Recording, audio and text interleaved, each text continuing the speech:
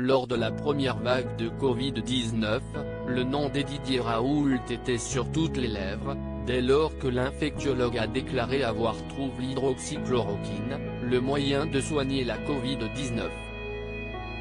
Si son remède a par la suite été décrédibilisé par une célèbre revue scientifique, le professeur n'a depuis pas cessé de faire parler de lui, en mal comme en bien.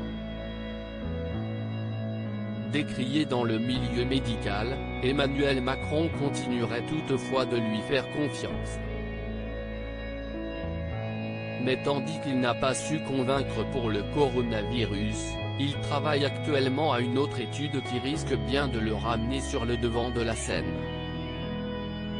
Décrit par Paris Match comme un homme qui refuse d'avoir tort, voilà que Didier Raoult cesse de lancer dans une nouvelle étude.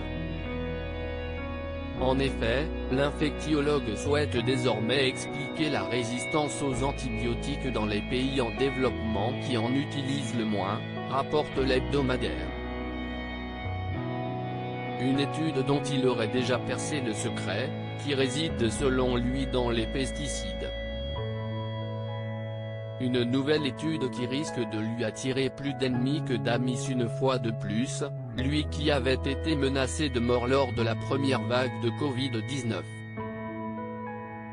Le comportement de Didier Raoult dénoncé par une doctorante toutefois, si ses recherches sont régulièrement sous le feu de la polémique, il se trouve que le professeur Raoult l'est aussi par rapport à son comportement, mais aussi la façon dont il traite les gens avec qui il travaille.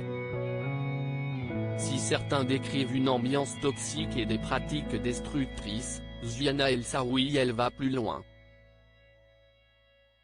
La doctorante soudanaise avait en 2017 envoyé une lettre à Frédérique Vidal, ministre de la Recherche, pour dénoncer les conditions inexpliquées de suspension de sa thèse, et relater les cris, les insultes de Didier Raoult, ainsi que la souffrance qu'un tel traitement provoquait chez elle, rapporte Paris Match.